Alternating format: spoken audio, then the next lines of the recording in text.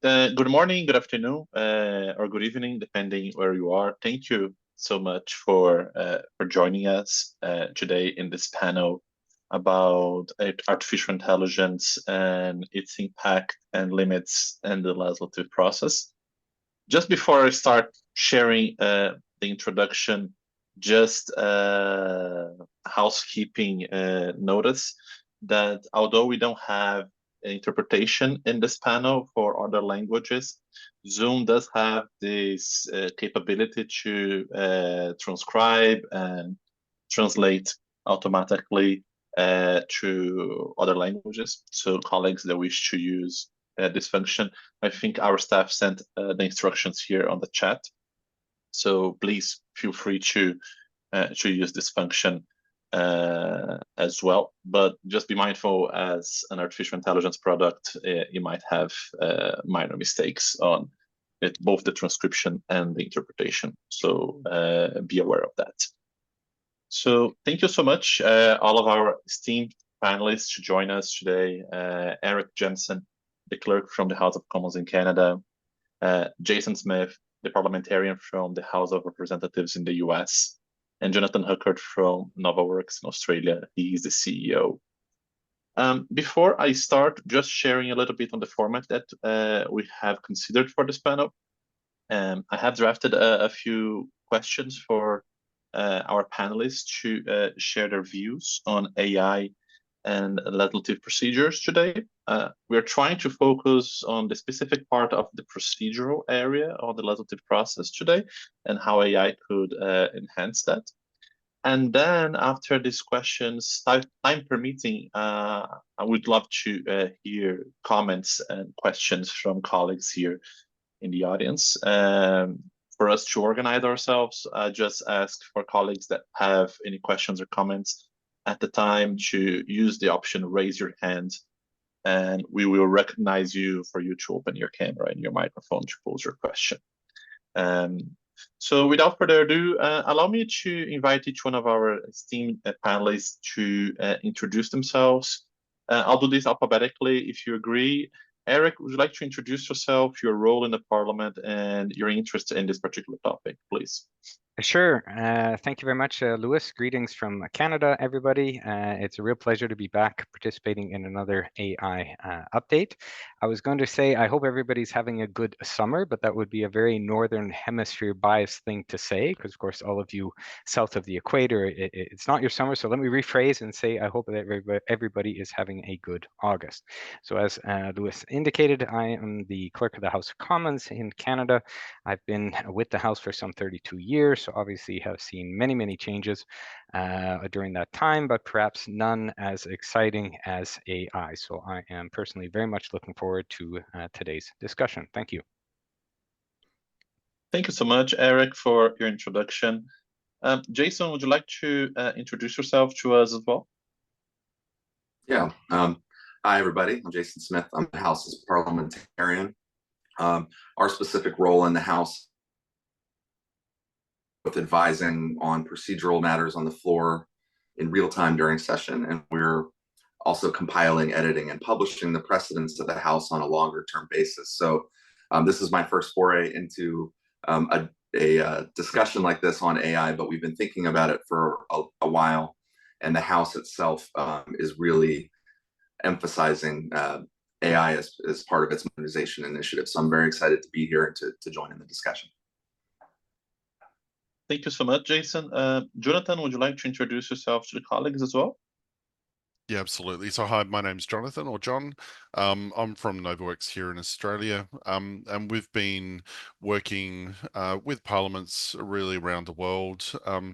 Yeah, really helping them understand what that AI journey looks like. So from governance, policy, procedures, implementations, taking the first steps, and then, understanding what those sort of potential business benefits that really are. So it's really about that sort of advisory sort of role, especially around artificial intelligence and really gaining that sort of socialization of what does it mean for your relevant stakeholders as well.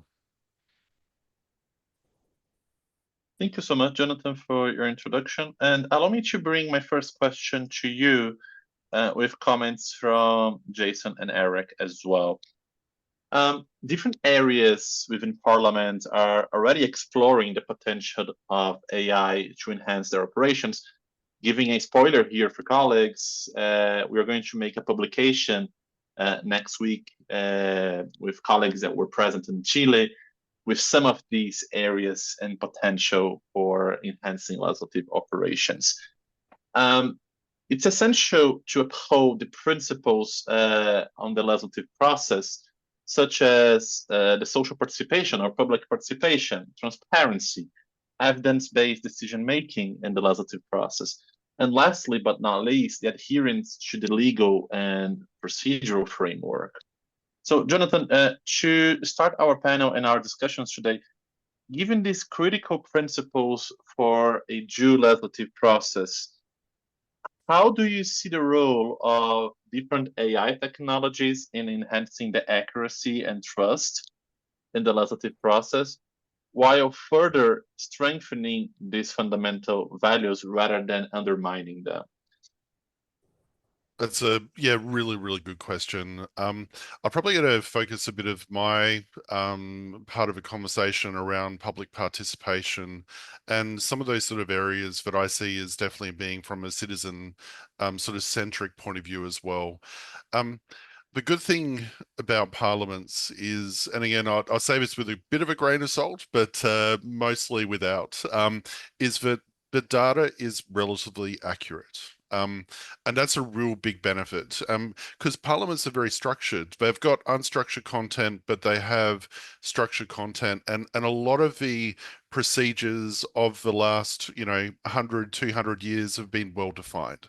So the really good benefit of using artificial intelligence is really about the data and the quality of the data which is there, because these are official permanent records. And again, some data may not be 100% like, a date or something along those lines, but, the majority of like the legislation, all the other sort of content is really well quite formed. And that's a really good use case for any type of artificial intelligence. And again, dealing with unstructured data is really a good use case as well. But from a public participation point of view, I really look at it that what sort of artificial intelligence really does is really increases sort of enhanced accessibility. And accessibility is really a big thing these days in terms of making sure that you could reach as many constituents and as many stakeholders as you can. Linking of information in more of a natural way as well. And when you are in Parliament, you and Congress, etc., you start to think in particular ways because you get used to the content, you get used to the way which things operate. But then for the million other people who don't necessarily interact with parliaments and congresses every single day, it can be quite of a challenge. Using that data, we can actually make things more visible. So again, you're really trying to increase that engagement, you're trying to increase the trust, accountability point of view as well of the actual government as well. It's easier for people to find information, and also even looking at, for example, decisions that may have been promised. What has the government done? And has it actually said what it's been going to do? Because sometimes what will happen is, and one of the things I sort of look at is, when we're sort of looking at sort of evidence-based decision making, we sometimes sort of think about it that we're looking at sort of members, but citizens is actually an interesting part of that process, because they need to make, they're the ones voting members in, or they're the ones, interacting with the sort of parliamentary data as well. So, it really goes for like, all stakeholders.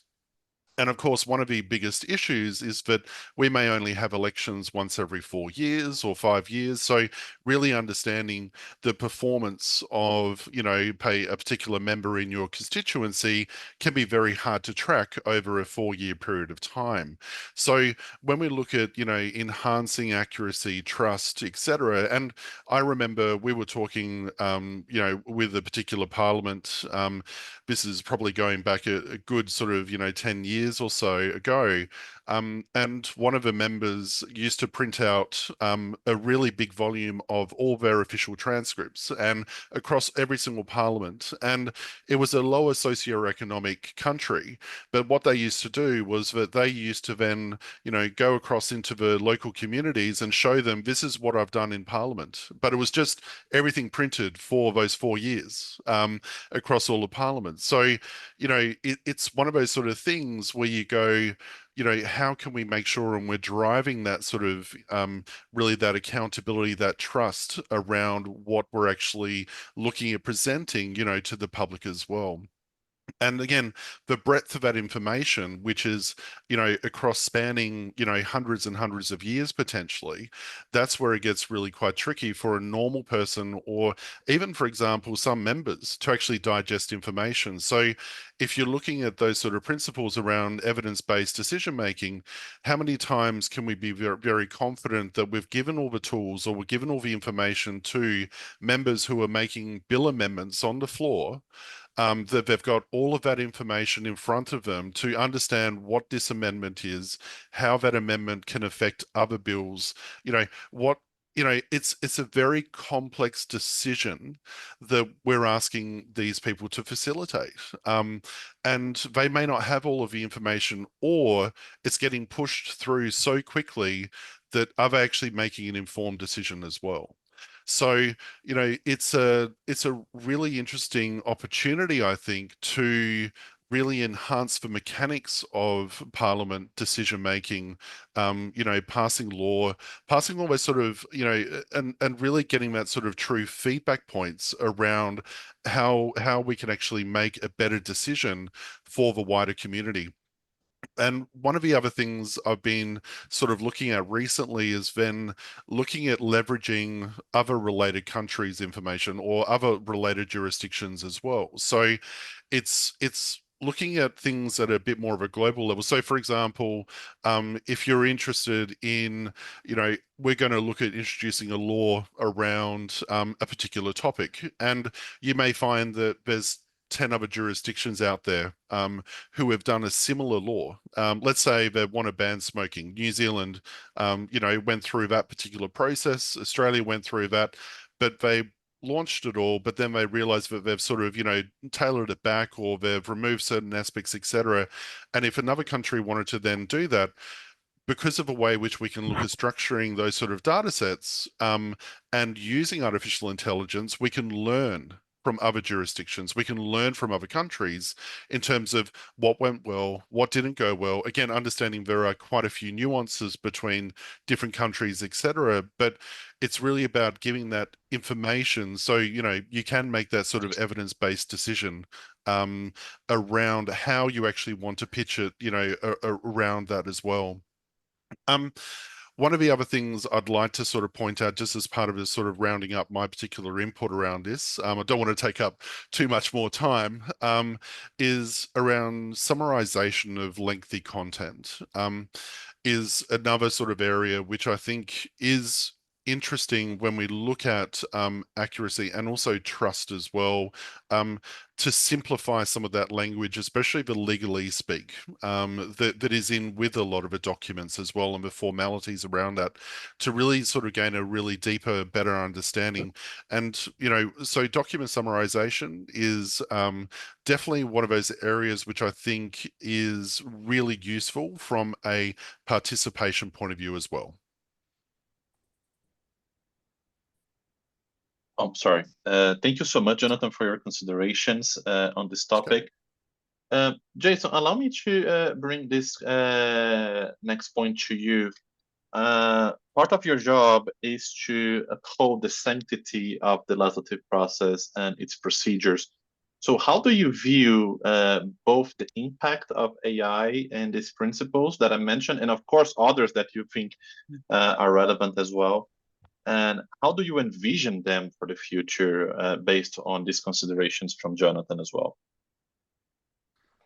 Sure. And I think I'll largely echo what Jonathan's central point was about accessibility as furthering transparency and trust. But I'll do it kind of by explaining from our practitioner's perspective how we compile and publish the precedents of the House, and how that can be enhanced by AI. And so just very briefly, you know, on a daily basis, we take every significant parliamentary event that occurred in the prior legislative day, and we mark it for eventual summarization and writing up and inclusion in the eventual publication of our precedents. We do that essentially the next day after every legislative session. We then go back months later and we have a more complete write-up of it. That raw material then goes into a database that is internal to us that we then use to eventually fulfill our statutory mandate of publishing the precedents. And we do that in 3 ways. We do it every 2 years through a publication called the House Rules and Manual. And so that is updated. That is our most updated, most transparent publication. Then every 7 years, we have one called House Practice. That's a little more of a user-friendly publication. And then every 40 or 50 years, we're publishing a complete 18-volume set of updates of the precedents over the last years, which have been summarized more in the more regular publications. So we're very rigorous about our transparency when it comes to having all of that available. However, if you're a member of the public, or even a junior legislative staffer with an interest in researching and figuring this out in somewhat of a timely fashion so that you can advise members on the floor of how to engage in a procedural discussion or a jurisdictional one with regard to our bills that are coming through the House, it's not easy to access those materials sometimes in a way that's readily apparent. So sometimes we're just putting a date on something in our manual, or making a cite to another one of our publications that's 100 years old or 50.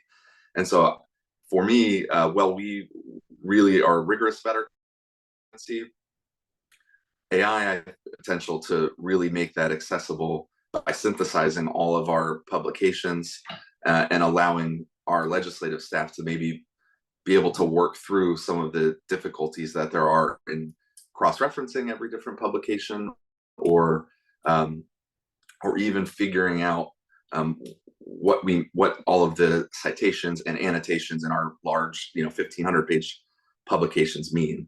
And so what I'm most excited about in enhancing trust is being able to have AI as a supplemental tool to show our work, essentially, because that's, for us, that's a trust issue that we face. And with conversations and long, sometimes it takes 30 minutes or an hour to be on the phone with the legislative staffer to explain how we got to the procedural conclusion based on the precedents that we arrived at. AI, I think, has the ability to really enhance that trust on the front end by allowing them to use those tools to make that synthesis themselves, and then we can enhance it further, with further discussions. But they'll be at a very different starting place. So that for me is what I'm most excited about when it comes to the use of AI in the procedural realm. Thank you so much, Jason, for your considerations on this domain. Eric, would you like to share your thoughts on this? We learned in Chile through the colleagues Natalie and Chris that the House is doing a huge effort on a concerted effort on establishing its next steps on AI. So I would love to hear your thoughts on this matter as well. Sure. Thanks very much, Luis. And I too very much echo the comments made by my 2 colleagues. Certainly for us at the House of Commons, underpinning the ability of any parliament, including ours, to serve its members and the public with AI, we figure we must first start with preparing our staff to be knowledgeable about AI, its uses and its risks. So to that end, the House of Commons has established a working group made up of all the different sectors of the administration. So the procedural folks, technical, finance, HR, communications, the whole lot, to publish guidelines for the safe use of AI at the House. And this fall, we're also looking to update some of our policies to take AI into account. as well as develop an overall strategy, what we're calling our ambition for the adoption and use of AI at the House. So through the efforts of the working group, we're also engaging employees in regular communications and in-person events about AI, allowing us to start exploring some appropriate use cases for AI at the House. So to that end, perhaps I'd like to just overview a few of those that we will be proceeding with in the coming months. One related to public participation, when we of course serve the members. By extension, we're also serving the public and supporting their participation in parliamentary and legislative work. Therefore, the public's ability to understand our processes and to be able to interact easily with the House of Commons is key to maintaining and growing public trust in our institution. So one thing we're currently looking at is a redesign of our committee witness experience, one of the key ways the public interacts with the House of Commons. So in doing so, we're exploring ways to leverage AI to optimize our own internal processes, to be more client-focused while also reducing administrative complexity. Second example, at the House, we're committed to the principles of accessibility. And we're therefore undertaking a few smaller projects that look to simplify complex legislative or procedural texts for plain language. And in doing so, we're leveraging AI to assist us in simplifying procedural texts and even videos available online for public consumption. Now, in terms of adherence to legal and procedural frameworks, trust and accuracy are, as has been mentioned, of paramount importance, and consider the procedural and legal advice we regularly provide to members. And consistency, again, is important. At the House of Commons, as other colleagues have, we have access to a rich data set for legal and procedural information. And given the maturity of the large language models to assist in conducting research and drafting, there are two areas for us to explore. First, there are possibilities to assist our procedural clerks in research and in preparing briefing notes with the ability to search through our precedents and specialized knowledge databases. Our specialized staff can then focus their skill sets on refining, assessing the accuracy of the outputs, and applying their judgment to the current political context. Second, there are also possibilities as well for the legislative teams, including assisting in research and cross-referencing when drafting bills, or providing assistance in ordering amendments when a bill is being studied before a committee. This is currently a very time-consuming process for our teams, and giving them this type of support could allow them to focus or better focus their considerable skills, removing from them some of the administrative burdens related to this task.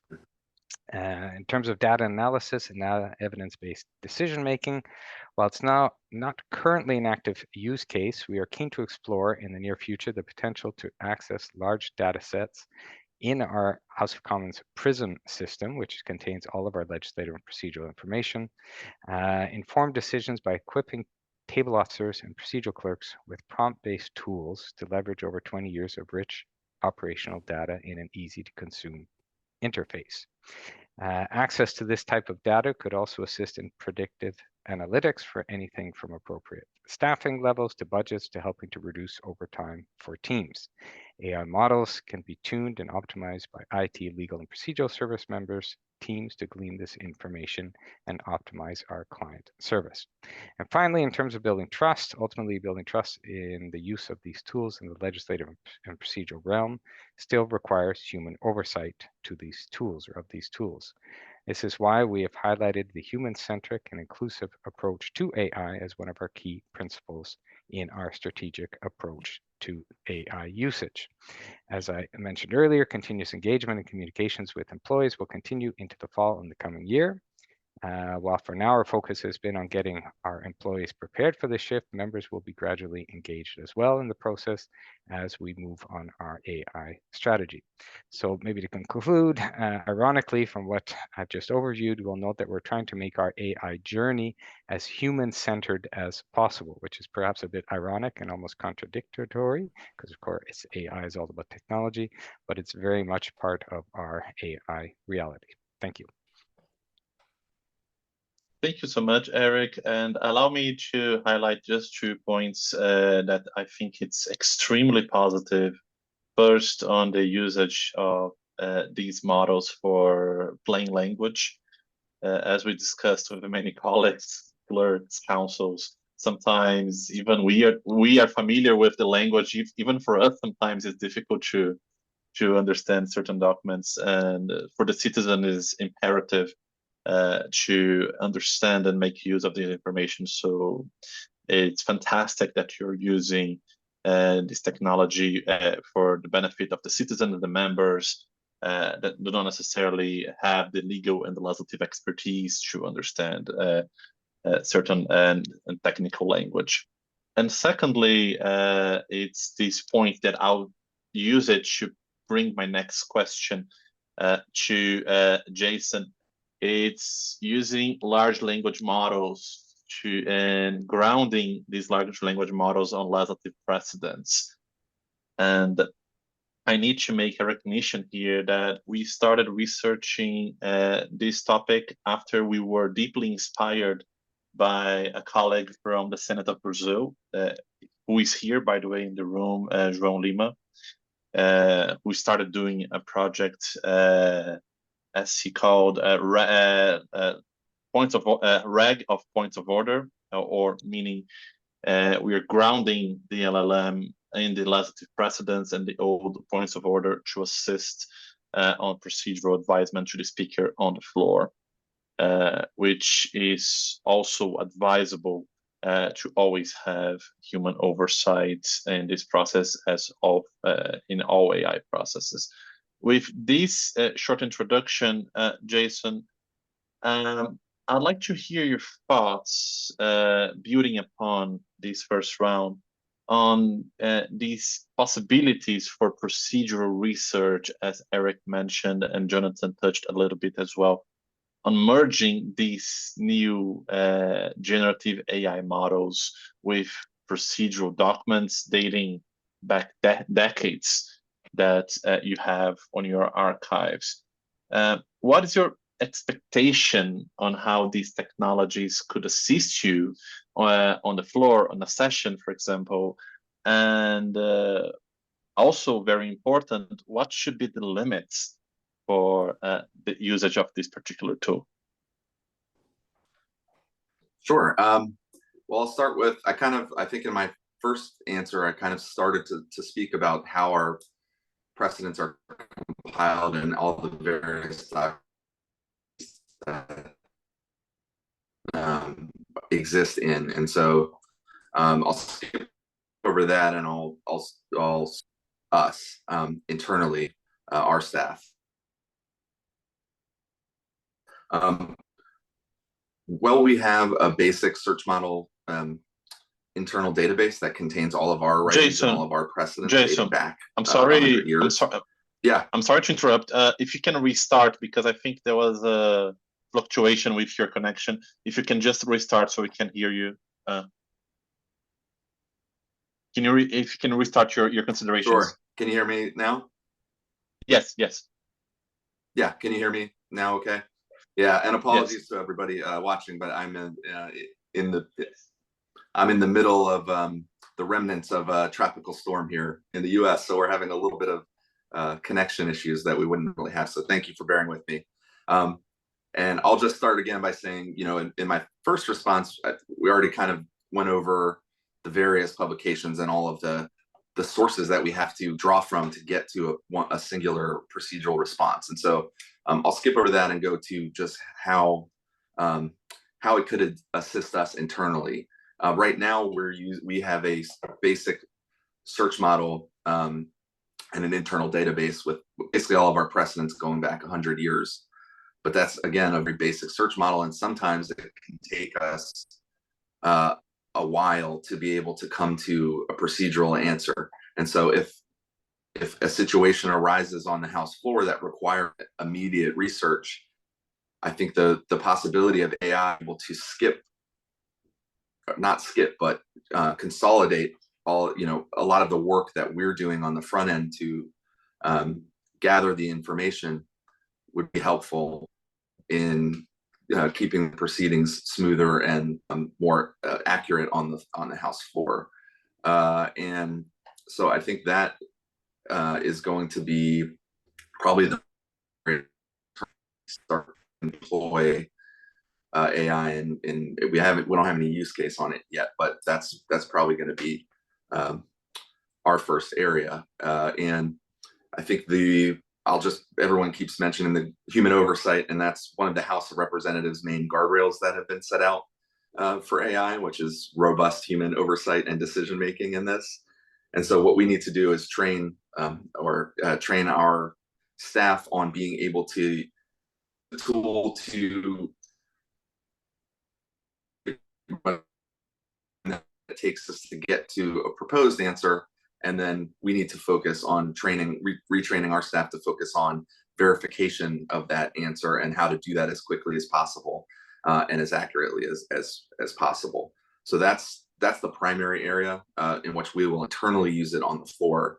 A lot of the other areas of use have to do with more of our day-to-day off-floor responsibilities that are just as procedurally important, like referring bills to committees. And that's really you could even call it a use case. That's what we're doing right now, is kind of what's a very involved process for the House. We have about 10,000 plus referrals each Congress. We have to do every one of them on the day that they're introduced. It involves complex research of all of the precedents on these things, on these bills. So being able to use a generative AI model to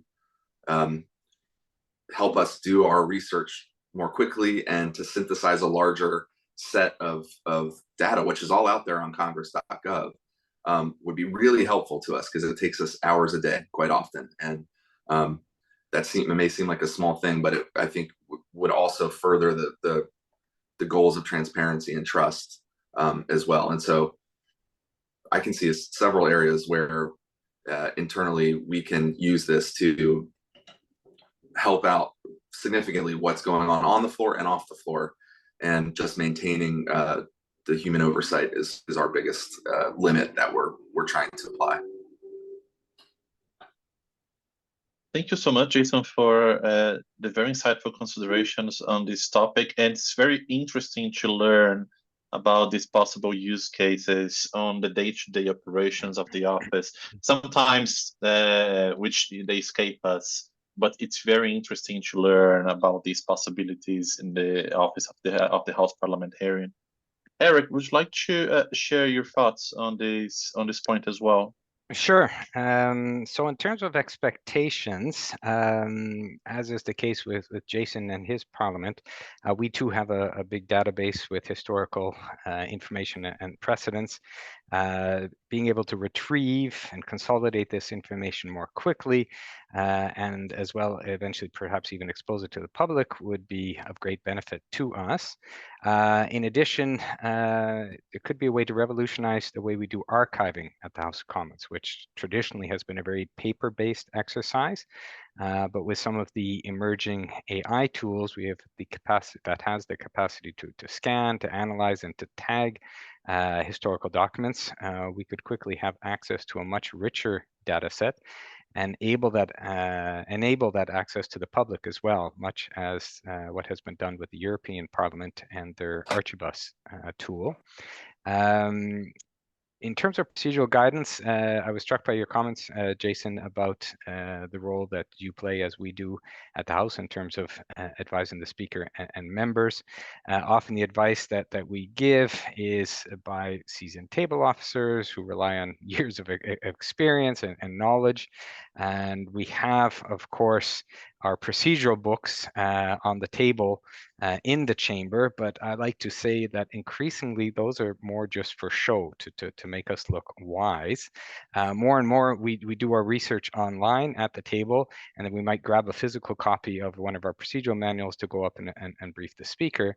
But often we're reacting more on instinct, gleaned from years of experience, and having AI tools that could allow us, literally on the spot to obtain examples, precedents, etc., would, bolster that experience, enable us to better serve the Speaker and members. Streamlined research and documentation, another point. Currently, our table research staff, they manually create and update documents. And one of the current use cases that we're exploring will see the use of generative AI to help us improve the efficiency of these tasks, freeing up time for staff to focus on higher value research and analysis. In terms of the limits, there's obviously necessary boundaries and ethical considerations that have to be taken into account.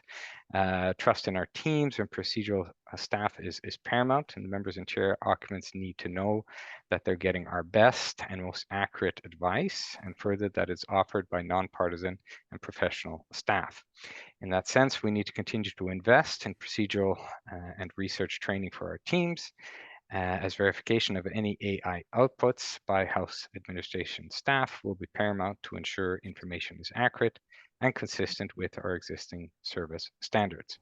In addition, we are to depend on our existing data set, if we are to depend on our existing data set, and build or use tools that can sort, summarize, and assess that data for a given purpose, we need to also ensure that our data is fit for purpose. At the House of Commons, we're also currently undergoing an update to our information management policy, and teams across the House are implementing the new standards. This is a key element to ensuring we are AI ready, an AI ready organization, as the accuracy of these tools depends on high quality comprehensive data sets. Information management and data governance are staples to ensure AI outputs are reliable. And finally, as has also already been mentioned, human oversight and decision making, even in our early foray into AI in the form of the development of our guidelines for employees, the House administration has taken a firm and measured approach to ensure AI is seen as a complement, but certainly not a replacement for human expertise. To protect against any or the potential risk posed by these tools, not only is the application of human judgment essential in ensuring the outputs are nonpartisan and appropriate, but that they should not be a substitute for the decision-making authority we require of our House of Commons service professionals. Thank you. Thank you so much, Eric. Very well said. AI should serve, as we usually say, to enhance human capabilities, but never to replace it, even more so in procedural advisement. So people need to understand and trust that this particular piece of information is coming from a process that was human reviewed by experts on that particular topic. Just before I yield the floor to Jonathan, I see we have a question from the colleague from the Senate of Argentina, Federico Fernandez. Federico, if you can hold this question, we will have a part of the panel with questions and comments, which we can recognize you for you to pose the question for the colleagues. The same for all the colleagues that have questions. If you can take notes, and then we will recognize you at the end of the panel. Jonathan, what are your thoughts as a technologist on merging generative AI on one side and grounding the model, for example, with legislative information such as legislative precedents or points of order or the rules of procedure? How do you see this movement? And the same question, what are the limits of these applications? Sure. Actually, yeah, I'd like to just add on to my other colleagues of Jason and Eric's conversations as well. I think there've been some very valuable inputs and thought processes. One of the things I'd like to sort of come back to is the strategy which the House of Commons and Eric, yourself have been really sort of thinking about and implementing, which is around about user-centric approach to everything. You know, AI, in my own opinion, is really a supplemental tool, not replacement tool for a human. And, you know, there might be instances, so especially when we're dealing with, say, for example, precedents, or we're dealing with, you know, the procedure of a house as an example, and we might type into a generative AI solution, well, what should we do in this particular scenario? This scenario just happened on the floor. But nothing can really replace, and it might give you a factual answer to say, well, in this scenario, we would recommend you do A, B, C, D, E, F, G. But then the human will kick in and then say, listen, if we actually go down this path, it actually might be a worse outcome for the current situation within the house. And so, it's really, really important that the generative AI might give you, say, what the facts are, and the facts are based on your procedure, but the human still has to make a decision at the end of the day whether they think that is actually in the best interest of the house as well.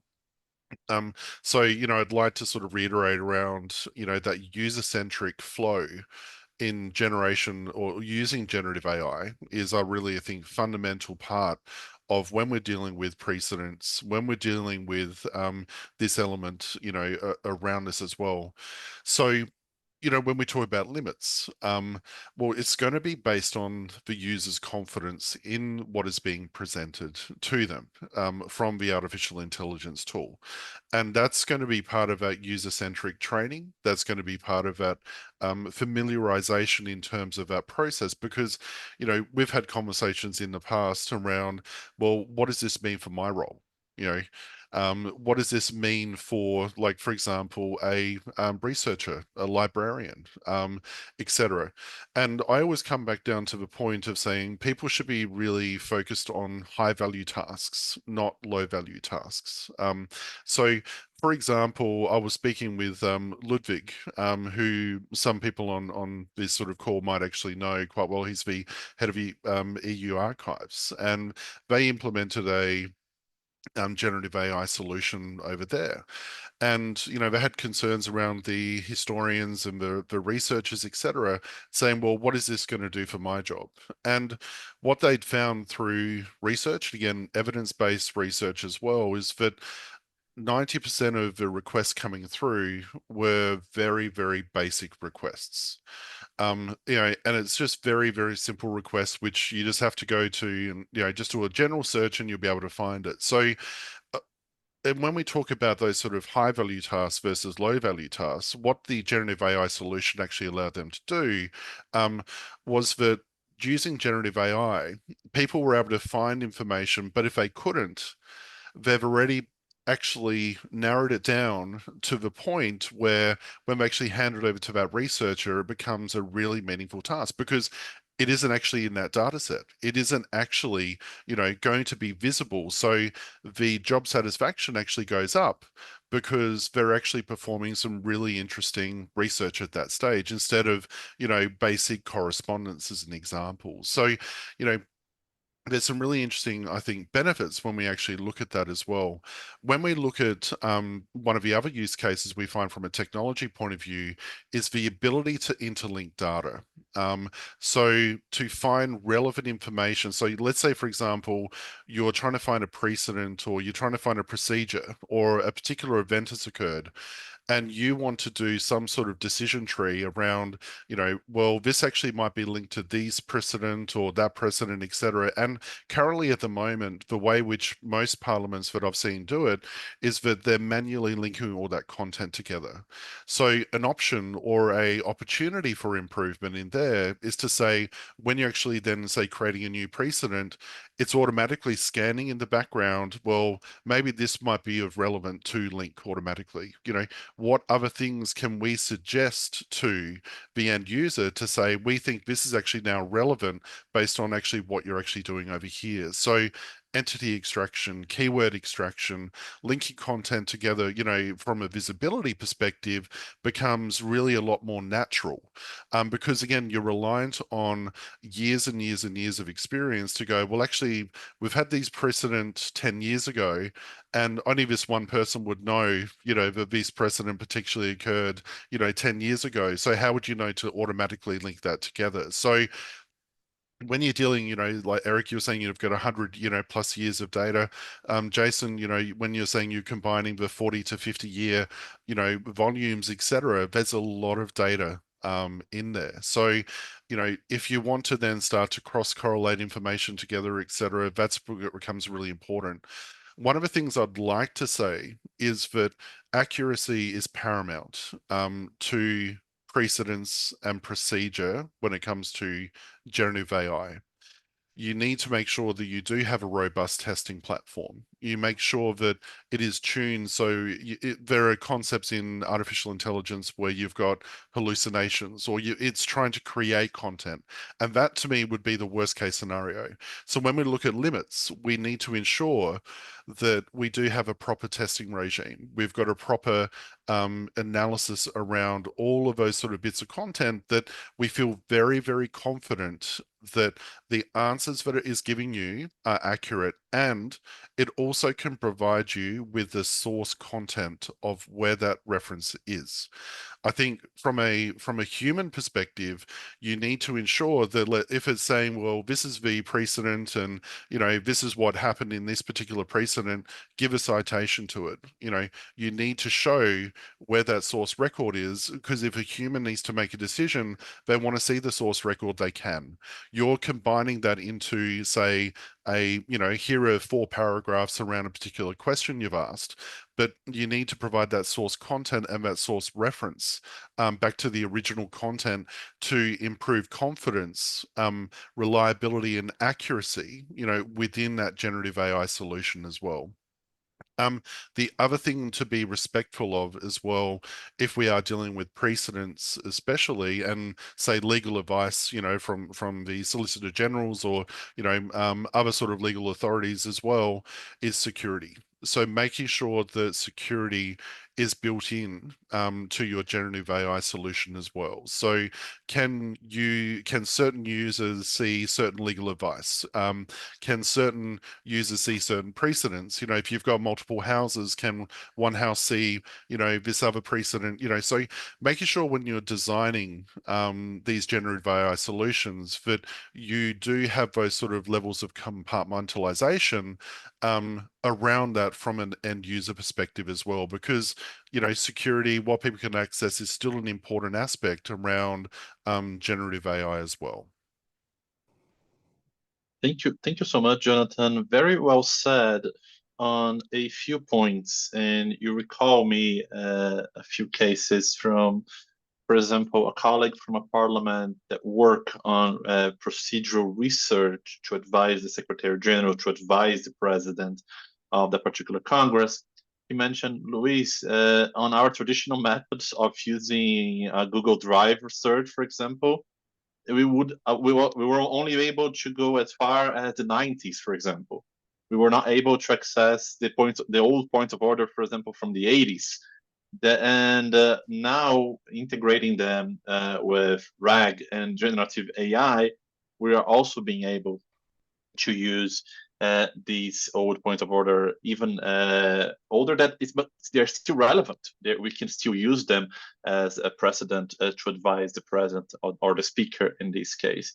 And one very interesting point you bring also is cross-referencing different precedents. Sometimes, as we know, on advising a particular point of order or a particular point that are raised during the session, for example, to provide a response to that particular point, you need to cross one or more points of order. And using an generative AI tool to do that, grounded on these legislative precedents, it's fantastic, even to give insights to understand, okay, maybe that's not the final answer, but that particular response from the AI gave me an idea on how should I approach a particular response to that. As I usually say, it's brainstorming with the AI on using that particular set of documents and information. So thank you so much for that, Jonathan. It's very enlightening what you just mentioned. And allow me to bring my last question to you, Eric, before we move to the part of where colleagues can ask their questions as well. We have been discussing this morning, or this evening for Jonathan, the potential for AI to augment the principles of the legislative process and procedures. But turning our attention to the practical implications on our day-to-day work, I'd like to ask, what specific adaptations to the existing workflows and internal processes in the office of the clerk, or in case of Jason, in the office of the parliamentarian, might be necessary to effectively integrate these tools into these procedural tasks? And secondly, how can we ensure that these workflow changes in the office serve to maintain or even to enhance the high levels of trust? These trust and accuracy, these are the two words that we have been repeating a lot today, that are inherently associated with the office of the clerk and with the office of the House Parliamentarian. Eric, would you like to share your thoughts on that point? Sure, and maybe just before I do, just want to comment on your comment, which I thought was a really good one about context when providing advice and finding precedents. We have often, as part of our duty, Jason's probably the same for you, the issue of unparliamentary language. I know there are some parliaments where they have a definitive list of words you can never use in the House in any circumstances. We have some like that, but there are others. One day can be considered parliamentary, another day not the same word or phrase. It all depends on the context. So we have seen some of the parties obviously have their own databases. They can quickly come up with examples when the speaker might rule on a specific term, and they come up with a point of order and say, well, no, on this date it was used and it was fine. So what gives? So if we then have the ability to find other examples as well as the context, then we are in a better position to advise our speakers and chair occupants. But specific to your question in terms of adaptations, I think training capacity building is crucial. So staff training, continuous engagement on AI tools, and their use will be a key component of our strategy. We cannot develop strategies that only speak to our AI champions and tech-savvy employees, but we need to be able to speak to all of our employees in terms of how AI can simplify or streamline their day-to-day activities to improve ultimately service delivery. So to that end, we are planning an all-staff event in October to explore certain use cases, to educate employees on our new guidelines, and to seek their feedback on our longer-term approach and ambition as concerns AI. My goal as clerk is to support the entire House administration team through this important transition so that we continue to provide excellent service to our members. Another point is piloting small use cases, so not getting necessarily overly ambitious. Before investing in large AI projects, we're currently and continue to plan to use small pilots to determine the viability of AI more broadly in our different service areas. This was the approach that we took before implementing automated speech recognition tools, officially launched in May this year within our publications team. We also engaged employees in the pilot phases and used these opportunities to take their feedback and allow them to refine their own internal processes accordingly. Using an approach that involves our employees allows for them to understand the tool and adapt to it. This ultimately puts our teams in the best position to improve service delivery, ensure AI solutions are properly vetted and improved before further investment or official launch. In terms of public engagement transparency, we consider the use of AI tools in member or public-facing services. As we consider that, we need to clearly communicate and disclose the House of Commons AI usage in legislative processes. If and when AI-enabled outputs are put in direct contact with clients, we need to ensure that the disclaimers in terms of use are clearly represented with the ability to contact House staff at any time. So some of the possibilities that we are willing to explore first and what we may need to set aside will be part of the strategy we are looking to develop over the coming months. Turning to the issue of ensuring trust and accuracy, again, it's been mentioned a few times, we'll underline it again. Human oversight of these tools, inputs and outputs will allow us to maintain accountability for all our products and services, regardless of whether they're generated by AI-based tools. In the future, as these technologies mature and grow, we also need to implement further guardrails, checks and balances, and audit functions for AI-based tools. Also, transparency and accountability. We need to ensure transparency in our use of AI, whether it is in the context of searching, giving advice, or research. Education is a key component here. One of our key principles in the House of Commons for AI use is accountability, which ultimately rests with the individual who uses the tool and its outputs. Bias mitigation is another issue. We want to continue to ensure the House of Commons values are at the forefront for AI implementation, which includes our values of inclusion and nonpartisanship in our work and workforce. So no matter the tool or use case that we develop, we need to consider how we can implement audits in AI system to check for biases. For example, even though we do currently have a system for automated speech recognition, our professional editors still play an important role in the publication process by reviewing the outputs and applying their current editorial guidelines to ensure accurate text or proceedings are produced. So while AI might continue to adapt or modify our workflows and internal processes, ensuring that our employees continue to exercise their judgment and perform an audit function will allow us to maintain the integrity of our operations and systems in the years to come. Thank you. Thank you so much, Eric, for your considerations. And thank you for sharing that particular example at the beginning. I took a note here because we have not previously mapped that particular case. So very interested to hear it. Jason, would you like to share your thoughts on this question as well? Sure. And yes, I am quite familiar with unparliamentary language and its proliferation and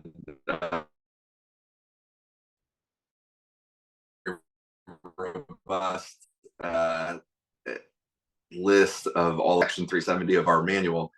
It absolutely needs well, and so I would completely echo what Eric said, and hopefully an AI tool that is being developed can also be subject to that review for that context, and have the understanding amongst staff that and not only in the parliamentary language sense, but also in the House we use a lot of we have, in addition to our standing rules and our precedents that are all formally laid out, we have a lot of customs and customary norms that are just as important, and so I'm also very interested going forward into how that can be incorporated somehow into this process. But I think that's a related to the idea of context as well. So I would also echo that. And one other thing I wanted to emphasize that was said earlier before I go into the workflow is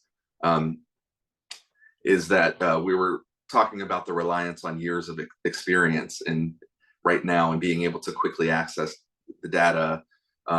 That's very true for us. It's a lot of times it's myself or my deputy parliamentarian remembering a date that occurred, in 2011 or something like that, and then we can quickly access the data that way. But that relies on, and we're a small office, so that relies on a continuous workforce that all stays in the office for 20 plus years, and we've had that traditionally, but that's much harder in the modern era to maintain. And over the last 10 or 12 years, we've lost 200 collective years of experience. So something to keep in mind on that as well is that is hopefully AI can fill some of those or bridge some of those gaps. Another thing we rely on is anticipation, trying to think of all of the things that could go wrong in advance. And while we're very good at that, I'm very good at doom thinking. It would be nice to maybe not have to do that as much all the time, just for my psychology. So anyway, just a few follow-up thoughts on that. And I mentioned that to transition into the workflow question, we are a small office. We have 6 attorneys, 3 clerks, and a 4-person publishing office that works exclusively on the long-term precedents publication. And so one advantage there is that once we determine which tool to use and what the use cases are going to be and how it's going to be used in the office, we can move fairly quickly on what I think Eric mentioned, which is full staff training. So I think how we would view our initial workflow would be a small internal task force type entity to look at the various ways in which a tool could be developed and utilized. And then very quickly, once we figure that out, we can upscale that into a full staff training and should be able to carry that out in an efficient fashion. So that's the first workflow adaptation that we'll have to make. And then once it can be used, I think the workflow adaptations for us are to do some of the things I've already mentioned. Hopefully cutting down on the many hours that we spend researching individual referral precedents. Another would be we're advising on the procedural compliance with every amendment that is submitted to our Rules Committee for potential floor consideration in the House. And to take one example, our defense authorization bill, this Congress had 1,500 amendments submitted to it. So that's all of our that's a couple of our attorneys reading 1,500 amendments each and working that into the rest of our normal workflow. And the way we to do it objectively is to read the bill ourselves, to come up with a workable procedural test for germaneness or relation, and then apply that ourselves. And if we could work that into an AI model, feed that in, and have that at least cut down on some of that work, we could, even if we were able to reduce the amount of my colleagues that have to look at each one, that would be a huge savings in time and allow us to adapt our workflow in very positive ways. So, and then in a similar vein, because we're all often reliant on our larger partners in the House. I may have frozen. Did I freeze? Still there? Yes, Am I still there, yes, Luís? we can hear you. Yes. Okay, sorry.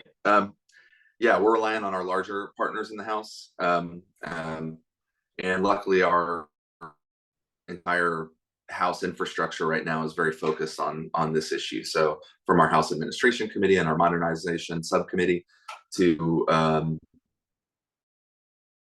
House and his staff, who worked very hard on adapting other technological advancements, and our Government Publishing Office, who is our main partner in our publication. I see that they already have a lot of use cases and pilot programs that they're testing out. And so when it comes to our precedents and our publication, we spend a ton of time manually coding into GPO's workable system that will convert our publications into publishable form. And even the ability to circumvent some of that work and to have AI be able to help generate some of that will be very helpful. So when it comes to workflows adaptations, I see it very positively and optimistically. Thank you so much, Jason, for your considerations. Jonathan, would you like to share your thoughts on this topic as well? Yeah, absolutely. I said I'll again build on top of the excellent considerations from both Eric and Jason as well. I think especially around this particular component as well, around the workflows, etc., is that if you are looking at implementing an artificial intelligence solution around this particular area, it is really important to respect the existing knowledge in the office. There is 10 years, there's 20 years, there's potentially hundreds of years combined of experience around, this information. And, it is going to be critical to leverage that to any successful implementation. When you actually look at that initial sort of starting point. I think, Jason, you sort of raised a really interesting point around some of that sort of generation side in terms of like how can that help your lawyers and the solicitors, etc., as well. And obviously a bipartisan approach when you're actually looking at generating anything is going to be very critical. So how can you make sure that you do have that sort of bias mitigation that Eric did mention as well? So bias mitigation in terms of any sort of generative AI is really, really important in this particular field, or any particular generative AI, particular solution for Parliament as well. One of the things I think I've just sort of thought about was that when you were sort of mentioning those sort of 1,500 amendments, when you think about, the amount of time where you're actually having to review each individual one, some of the things we've done in committees and other sort of areas in the past is actually identification of like do you have any duplicates? Do you have any similar amendments? Do you have any sort of things where you can then narrow down your focus from 1,500 down to, hypothetically, you could narrow that down to 100. Because you know that 90% of this particular amendment is going to be exactly the same context-wise as, say 10 other amendments as an example. So, I think generative AI and those sort of capabilities can really help narrow the field and narrow the focus of these sort of high value tasks as well, especially when you're dealing with those sort of greater numbers around, everyone wants to get all those amendments in, but actually, ideally, we could actually narrow it down to X amount from the original corpus, which was actually submitted. So I think it is right. I think, especially with the procedural side and the workflow around that, pilot implementations are probably going to suit the operation at a sort of, and I think what we've sort of found is a side-by-side approach to start off with. So you'll run a generative AI solution, you may have your existing tool sets just to do comparisons on the fly. So you might have one person in the chamber, looking at the sort of generative AI solution, looking at your original process, and then making sure that we're matching, making sure that things are actually working as you sort of expect as well, because, it is obviously really important to give correct advice, find those sort of correct procedures, etc., on the fly as you sort of need them. So pilot implementations, I think, are a really wonderful approach in terms of getting that confidence level, getting the staff familiarization level, and also people to really, I think, start to understand the benefits as well. So you can train people, you can understand that, but as soon as you're sort of making their life easier, again, you're not making all their decisions for them, but you're making their lives easier so they can focus on those high value propositions as well.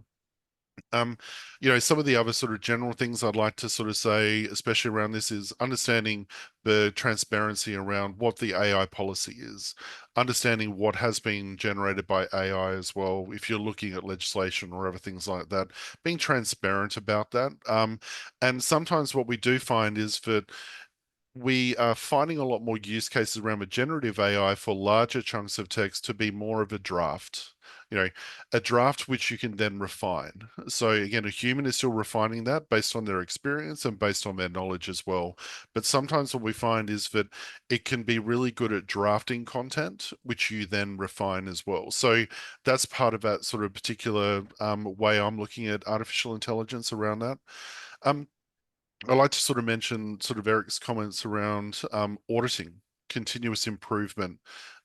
What is the definition of success around this as well? So have you clearly defined, by putting in this particular bit of technology, what that sort of definition of success is like as well? And continuous improvement, ongoing feedback from the users during usage and going forward is really important to feed back into the model, feed back into that continuous improvement process to ensure that you aren't introducing bias. There are no hallucinations which are occurring. Tuning and testing is a continuous improvement process, because what we're finding, and I've sort of said it in sort of previous webinars as well, is that these models are growing at a bit of an exponential rate.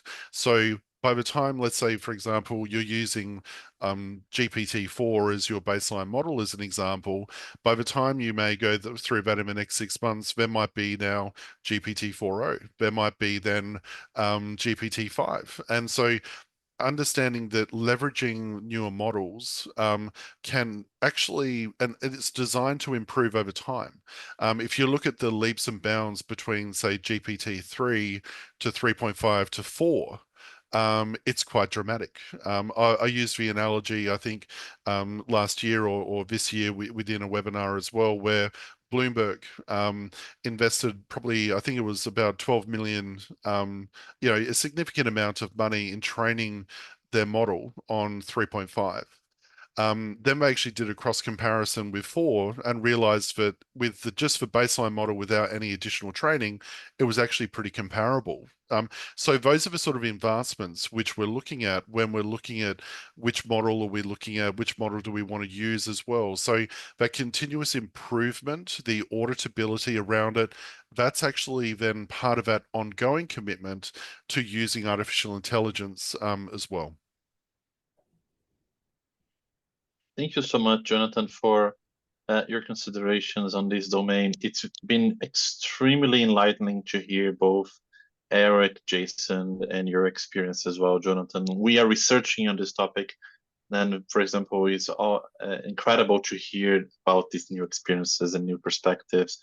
And as you said, and Jason mentioned as well, Eric, about enhancing to high-value tasks, because parliaments, they have historically a difficulty on having enough staff to perform the tasks. It's always a challenge to manage the operations and to have a platform or a set of platforms, a suite of platforms actually, that can help and focus and to avoid those repetitive tasks and focus the staff that we have on their expertise, which is the legislative activity, not necessarily something that it's extremely repetitive.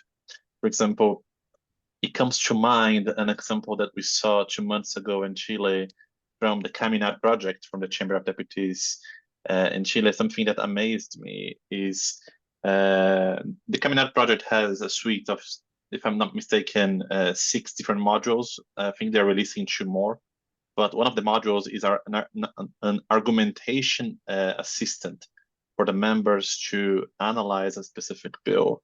And the assistants provide a set of arguments to help the member to draft speech or any other consideration the member has.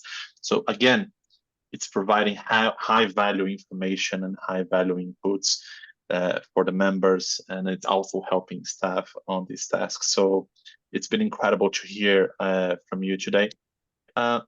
We do have colleagues that are posing questions here. First, I will recognize the colleague from the Senate of Argentina, Federico Fernandez. Federico, if you can turn on your camera and briefly just introduce yourself, and ask your question for the colleagues. Okay, thank you very much for sharing your opinions. The opinions were very interesting. And my name is Federico, Director of Institutional Strengthening of Chamber of Senators in Argentina. And my question is, does the use of artificial intelligence imply a change in the role of the House? What do you think about it? Federico, is there a specific person that you are posing, or is it open to the panel? This question is, if you can, Jason Smith, please. Yeah, sure, Federico, and thank you for the question and for participating in this. And I think at least what we've talked about today, from a workflow perspective and an internal perspective and how we advise, would not require any change specifically in the rules of the House, nor would it signify a change even, I think, in the customs and norms of the House. It's just a different way in which we are hopefully coming to synthesize all of the precedents that are already out there. And so in that sense, I don't view it as needing a change in the rules. There may be other ways in which the House uses AI that would require a change in the rules. I'm sure this is probably true of many parliaments, but during COVID, we had to alter a lot of our procedures and our rules to deal with operating remotely and electronic submission of reports and measures. And it really actually advanced our advanced our modernization, I think, a lot faster than we otherwise would have advanced it. But we did have to change rules there. So I can certainly see a world in which, as these tools become more advanced, that there is a way in which they're used in the House, or even particularly in committees, that would require a change in our rules. But I don't think anything so far that we've talked about today, at least in my view, would require any change or imply any change in the rules. Can I just add to that, Luis? Please do, Eric. I completely agree with what you just said, Jason. I don't foresee necessarily whole-scale rule changes required at this point anyway. There could be, however, at some point, a need to look at some maybe internal guidelines and practices. You mentioned committees. And I'm sure it's the same in pretty well every parliament, at committee stage, if a committee is studying a bill or undertaking a study, witnesses, so members of the public or organization or academics, whoever, can submit written submissions to the committee expressing their views on, again, either the bill or the study underway. And that can sometimes sway the thoughts of the parliamentarians on that committee in terms of possible amendments to the legislation or changes to the report and recommendations, etc. So you could see right now it's usually one individual, one person, one group, one submission. But you could see now with AI the possibility for some negative impacts, in that, you know, one person working in their basement could easily generate hundreds, if not thousands, of quote unquote separate submissions, even though it's technically from one person. But, you know, the fact that the committee gets inundated with hundreds, if not thousands, of submissions, taking one perspective, that could sway in an unfair manner the views of the members. So maybe something that we'll have to contemplate in the near future is obtaining some kind of assurance, either from the witnesses or that we will do the checking on our end, to ensure that these were truly human generated, not bot generated submissions to the committee. So that's just one example that has gone through my mind in the past months. Again, might not be a formal rule change to the standing orders, but it might require adaptations to our practices. May I add on one more thing that I just Please. Yeah, so and following up on what Eric said, I think rules that I could particularly see being the subject of change as these tools become more widely used is our ethics rules, and potentially speaking to some of the guardrails that at least our House, and I'm sure internationally, are being laid out, is disclosure. You know, something in our standing rules that require a particular disclosure if AI is used in a particular way, or ethics rules surrounding either disclosure or other use of AI. So I think those are also two particular areas that have been talked about, not in terms of rule changes, but at least in our larger internal House discussions on AI. That would be another area that I could see being ripe for potential future rules change. Thank you so much, Jason. Jonathan, would you like to share any comments on this matter? No, I think everyone said exactly the right thing. So I said they've obviously got a lot more experience on the specific rules and the ethics and the obligations around. But I think, yeah, probably the only thing I'd sort of really would like to reiterate is that I think it is about disclosure. Disclosure is really important as part of our process, to say, you know, how would you know, for example, if you have a bill and then you upload that up into ChatGPT and say, oh, suggest some amendments which, you know, align with this particular view, if that makes sense. Like, and it's not necessarily, is it actually then, you know, in the right way, is it in the right form? You know, there's a whole range of, I suppose, considerations which need to be done.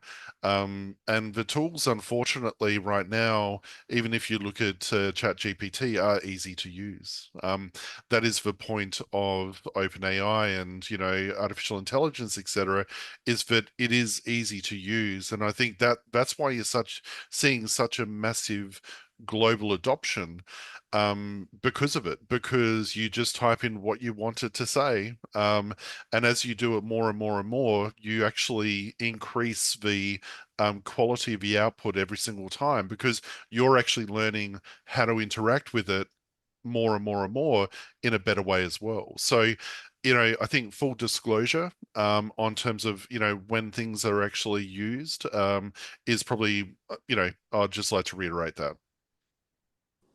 Thank you so much, Jonathan. Federico, thank you so much for your question on today's panel and for being here with us today. I do have here a list of comments. The first one is from Ms. Lourdes Ochoa from the Chamber of Deputies of Mexico. She is proposing a comparison on the scientific development from basic tools. And also she's expressing concern that new AI tools could lower students' ability to perform basic functions, such as she makes the comparison between the calculator and the students making basic arithmetic. Please, ma'am, correct if I'm not interpreting this correctly. She's also saying that on AI, this feels like a new resource. It's currently being investigated by a team of experts who is seeking to ascertain its potential and ensure its ethical use. Thank you so much, Ms. Ochoa. Can I maybe say a few words on that specifically? Please. I think, I think it's the pressures of what people have to retain in their own head these days is significant, and it's growing every single day. Parliaments are getting older every single day, so it's more knowledge, more information that has to be kept up here, plus everything else that happens on top of that, including your personal life, including, everything else. So we're expecting more and more and more of everyone. And at the end of the day, people will use search tools. People will use all of this information as well. We're just getting smarter about how we're using those tools, I believe. So, yep, I look at when I was doing, going through school, etc., I just had the a piece of paper, and you had to do the math, on a piece of paper. And then if I look at my son going through high school now, they've got a graphical calculator and can do a graph and all sorts of other magical things in there. But it doesn't necessarily detract from what they're learning, in some respects. So it's moving forward, I think, in an appropriate way with the technology, and just in a different way than what we sort of got taught, 20 or 30 years ago. So thank you so much, Jonathan. Jason, you want to say something? Sure, just quickly. I also think the calculator was a good development overall, but I would I think I would say two things very quickly about it. One is for our office internally, as a matter of expertise, the way I envision these tools being used is that we're still on a human level determining, we're the ones witnessing the precedents in person, witnessing the parliamentary events happen. We're the ones recording and deciding which ones to use and doing that initial input. And so hopefully, and I think it requires discipline from the human end of making sure that we don't allow the tool to become a complete replacement for our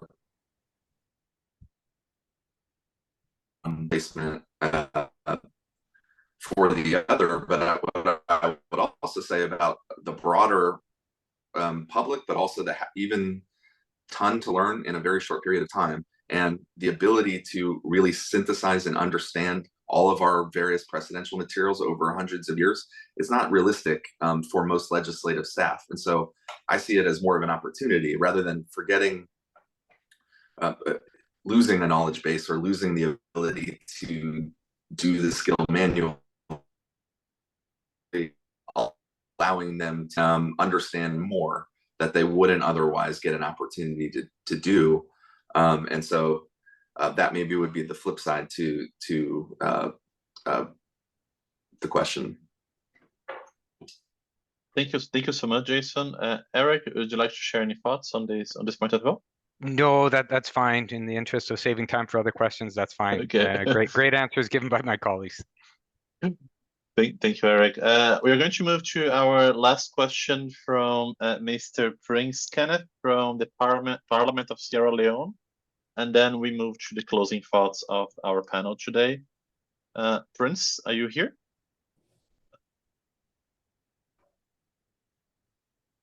I think you're muted, Prince. Hello, everyone. Can you hear me? Perfectly. Good. Hi. Thank you so much, Luís. I am Prince, as has been introduced already. I am from the Parliament of Sierra Leone. I'm the strategic.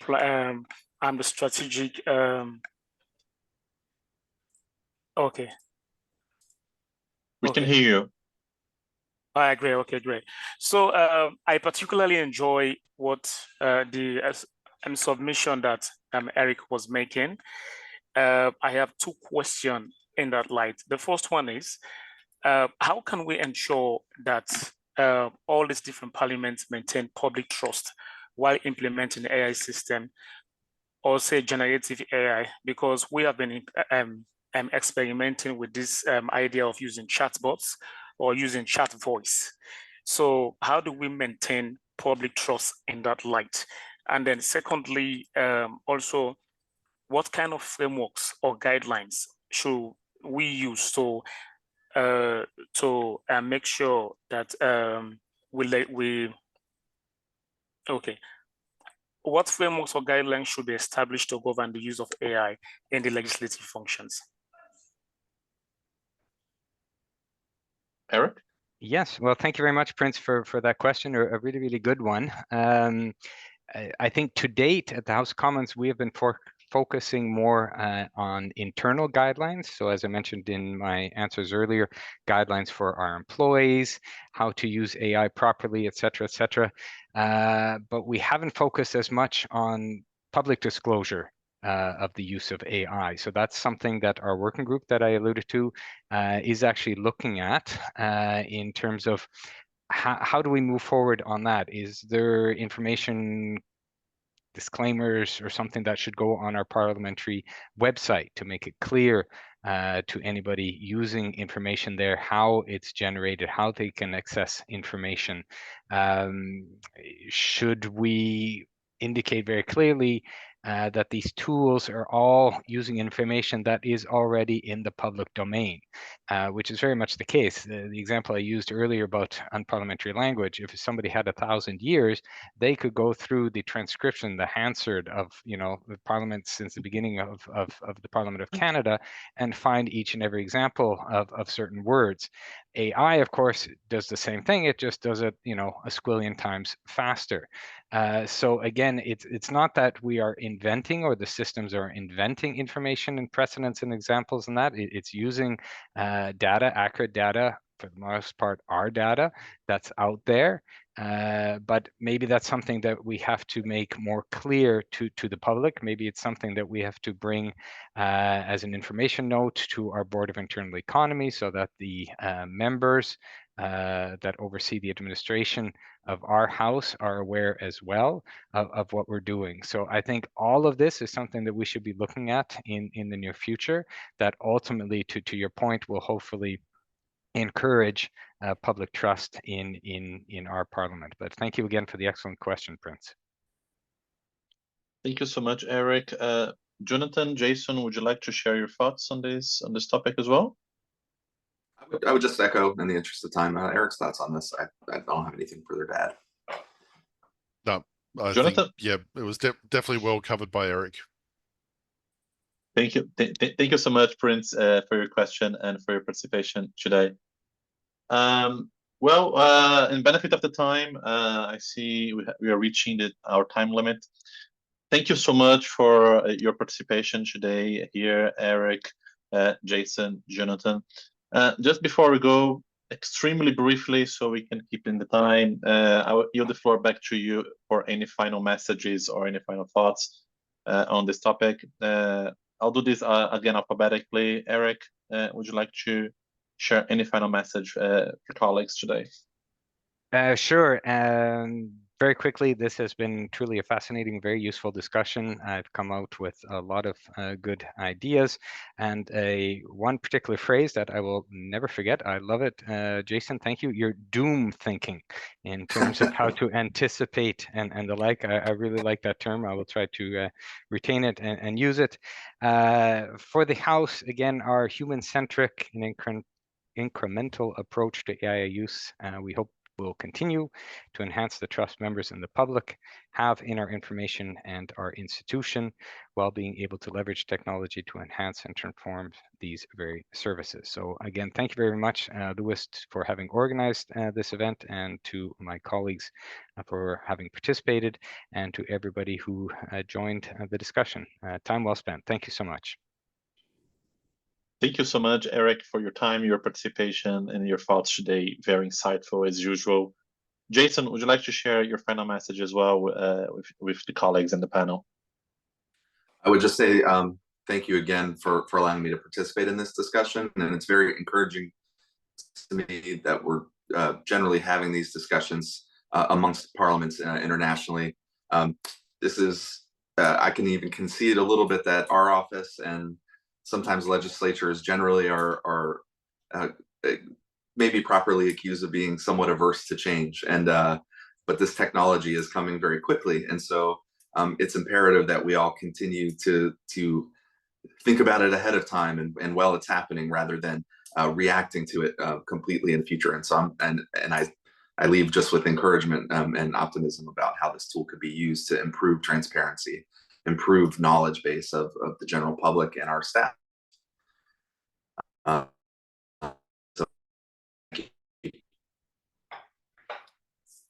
Thank you so much, Jason, for the very insightful comments and today's panel. And it was very interesting to continue that conversation that we had a few months ago, building upon that. Always very insightful exchanging with you on how AI can change and help on legislative procedural advisement. So thank you so much for your time and for being here with us today. Jonathan, would you like to share your final thoughts, your final message with us on this panel?